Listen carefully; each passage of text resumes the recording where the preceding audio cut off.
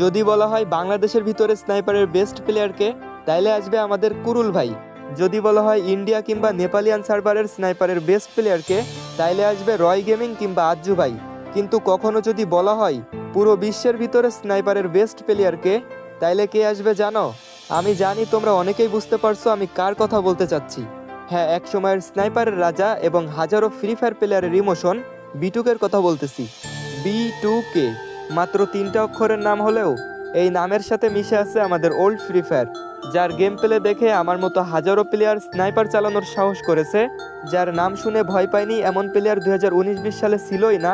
সে আর কেউ না, আমাদের এই স্নাইপার লিজেন্ড B2K। গাইস, তোমরা কি জানো পুরো ফ্রি ফায়ারের ইতিহাসে B2K একমাত্র যে কখনো কারোর সাথে ভার্সেস করতে একটুও ভয় পায়নি।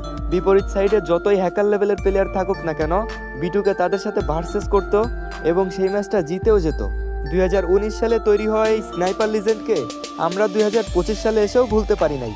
হয়তো নতুন নতুন আমরা হাজারো স্নাইপার লিজেন্ডকে পাবো, কিন্তু B2K-র জায়গাটা কেউই কখনো নিতে পারবে না। এই স্নাইপার লিজেন্ড আমাদের মনে আগেও ছিল, এখনও আছে আর ভবিষ্যতেও থাকবে। যাই হোক গাইজ, তোমরা এখনও আমার মতো এই স্নাইপার লিজেন্ডকে মিস করো কিনা কমেন্টে জানিয়ে যেও।